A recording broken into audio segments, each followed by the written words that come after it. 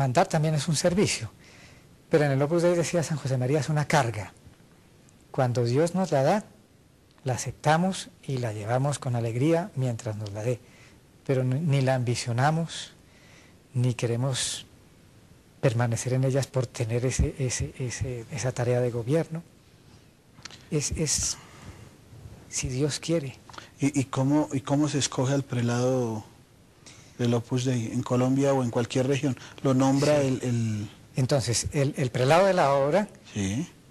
Hay un congreso electivo de las personas que tienen capacidad jurídica para elegir el prelado de la obra, pero lo tiene que confirmar el Romano Pontífice, lo nombra el Papa, el prelado. Pero esos que lo postulan son laicos y sacerdotes de la misma obra. Sí. ¿Y los vicarios regionales? Los vicarios los nombra directamente el prelado con sus consejos de gobierno. ¿Y usted cuántos lo nombraron? A mí desde el año 92. ¿Y eso tiene un término o esas...? Hay unos periodos y al final de esos periodos se puede renovar el nombramiento, se puede cambiar al vicario correspondiente. Pero eso le corresponde al prelado. El prelado es el que dice, Monseñor Salcedo va a ser el vicario. Exacto, porque yo soy un vicario suyo. Ah, claro, claro. Entonces, él nombra a los que le parece conveniente en cada momento para que le ayuden en la labor de gobierno en ese país, en esa circunscripción. Claro. Sí. En el siguiente segmento vamos a conocer algo más de la vida de San Escrivá de Balaguer. Ya volvemos.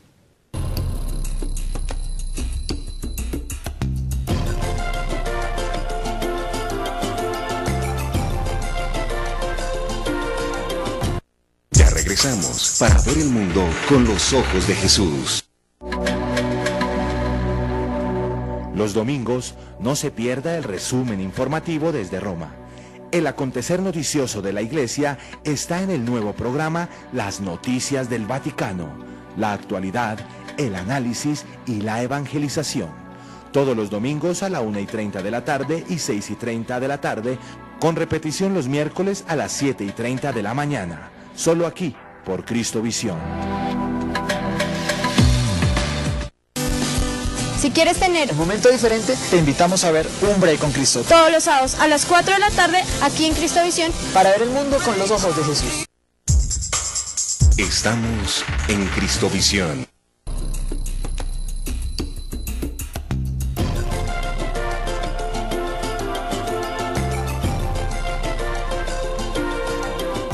Monseñor, hablemos de San Escrivá de Balaguer. Yo tuve la dicha, que también es una responsabilidad, de vivir un tiempo muy cerca de él. ¿Ah, sí? Porque cuando me trasladé a Roma para terminar los estudios de teología, vivía prácticamente al lado. La sede central de la prelatura tenía en ese momento unos edificios destinados a las personas que nos estábamos formando en teología de una manera muy incómoda. Todavía no existía la Universidad de la Santa Croce y otros centros de formación, seminario internacional que hay en Roma. Era una cosa más casa. Era una cosa muy pequeñita, vivíamos 6 en una habitación de 1, con una estrechez material muy grande, pero vivíamos muy contentos porque San José María con frecuencia bajaba para estar un ratico, formarnos de esa manera, unas reuniones muy familiares, unas tertulias donde abría el alma, de modo que tuve la dicha de convivir con él un tiempo, y eso deja una huella, deja una impronta en el alma, ese contacto personal. ¿Cómo era San Escrivá? Yo diría que San José María era una persona de una gran personalidad, enérgica, fuerte, y de un corazón inmenso, que solo quería hacer la voluntad de Dios, servir al Señor en lo que el Señor le había pedido en su vida. Le pidió sacar el Opus Dei adelante y dedicó toda su vida a cumplir ese querer de Dios. Pero era cercano, cariñoso, simpático, alegre, muy rápido en sus respuestas. Uno al lado de él se sentía movido a mejorar. aunque estuviera hablando de cosas muy normales, no siempre sus conversaciones eran sobre temas teológicos, por supuesto, sino de la vida misma, con mucha gracia, con mucha chispa, mucho sentido del humor. Uno se sentía muy bien al lado de San José María. Bueno, todos sabemos, fue el fundador de esta obra de Dios, pero vamos como más hacia atrás de lo que se conoce.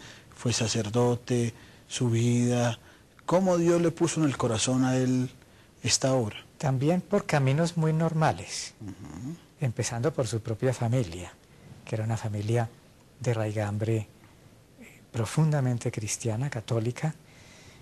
Él aprendió en ese hogar de sus padres las virtudes cristianas, aprendió a rezar, aprendió a ser un niño normal y corriente, pero con un sentido muy profundo de Dios, y que poco a poco se fue inquietando. La inquietud más profunda, él decía que cuando Dios se le metió en su alma de un modo más definitivo, aunque inicial, es un día en que vio unas huellas en la nieve de un carmelita descalzo y pensó, aquí hay una persona que ama a Dios hasta ese punto. Y él se sintió removido y buscó la dirección espiritual, la confesión más frecuente, empezó a caminar porque sintió que Dios le estaba pidiendo algo. Se pasó desde ese momento hasta, que era una persona jovencita de no sé, 16 años, hasta los 26 años, cuando vio la luz definitiva sobre el Opus Dei, rezando y disponiéndose para hacer lo que Dios le pedía, aunque él no sabía qué le pedía a Dios. Sabía que Dios le pedía algo, pero no sabía qué era. Pero ya en ese momento está en el seminario. No, al principio no. Después él pensó que para estar más disponible para eso que Dios quería y que él no sabía, un camino era hacerse sacerdote. Se hizo sacerdote para estar disponible para los planes divinos, sin saber exactamente por dónde iba Dios. Lo que él tenía muy claro, sacerdote diocesano, por supuesto, es que no era simplemente para ser sacerdote, sino que en los planes de Dios el sacerdocio tenía una importancia grande, pero él iba como a tientas, sin saber, rezando y pidiendo muchas oraciones. Y en ese momento entra a ser, ¿de qué diócesis se fue? Él se ordenó en Zaragoza. Y vivió como un sacerdote. Y después, como un sacerdote diocesano, pero al poco tiempo se trasladó a Madrid para hacer el doctorado en Derecho con el permiso de su obispo y del obispo de Madrid. Antes era mucho más difícil trasladarse de diócesis o estar como sacerdote en otra diócesis. Extradiocesano era mucho más complicado para obtener las licencias, etc. Y en Madrid él vio el Opus Dei, el 2 de octubre de 1928. ¿Qué significa vio el Opus Dei? Él siempre usaba esa palabra, porque es una luz que Dios puso en su alma. Él tenía unas fichas donde iba tomando las mociones y las locuelas, decía él, como le hablaba Dios en su alma, ¿no? Que casi todo eran más visiones intelectuales más que palabras o cosas imaginativas, era darse cuenta sin palabras, con la inteligencia de lo que Dios le pedía. Y él iba tomando nota y llevaba esas cosas a la oración para acomodar su vida a la voluntad de Dios. Y el 2 de octubre tenía unas cuantas de esas notas y él las tenía allí en el sitio donde estaba haciendo la acción de gracias de la Santa Misa, y en lugar de ver las fichas, vio el Opus Dei, vio el querer de Dios, entendió que le pedía a Dios y cayó de rodillas y de ahí en adelante ya supo por dónde tenía que caminar. ¿Y esa moción interior de Opus Dei fue desde ese momento o fue él al principio progresivo? no tenía ningún nombre para la obra de Dios. Él vio con claridad qué era lo que Dios quería. Esa llamada universal a la santidad en medio del mundo, a través del trabajo, prolongada a lo largo de los siglos, con personas de toda condición. Eso lo vio con claridad desde el primer momento. Pero él no le iba a poner nombre, porque esa tarea es de ayuda a las personas y él no quería ninguna publicidad para el Opus Dei como tal, sino que las personas se acercaran a través de ese espíritu a Dios y fueran santas. Eso fue, un día le preguntaron, ¿cómo va ese Opus Dei? Y entonces él, en ese momento, pensó, bueno, algún nombre tendrá que llevar. Obra de Dios, que también quiere decir trabajo de Dios. Entonces, a partir de ese momento, se llamó Opus Dei, pero al principio no tenía ni nombre. Bueno, él empezó a orar, empezó a escribir, y cómo empezó viene lo otro, se le vinculó a alguien. Sí, ¿Qué pasó? viene el trabajo inicial. Él se resistió siempre a ser fundador de algo. Él no quería fundar nada, quería ser una persona más. Pero desde el momento en que el Señor le hizo ver que quería, se puso a trabajar. Dice que al comienzo no fue todo lo generoso que hubiese querido, lo dice en su humildad, porque empezó a buscar si había alguna institución que cumpliera con esa meta que Dios le pedía. Claro. Para pedir la admisión ahí y ser el último. Pero no encontró.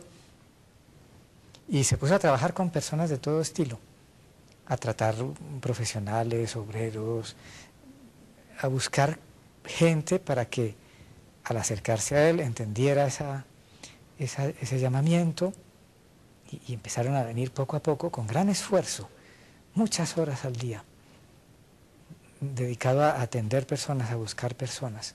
Al principio fue muy duro porque estaba solo. Claro.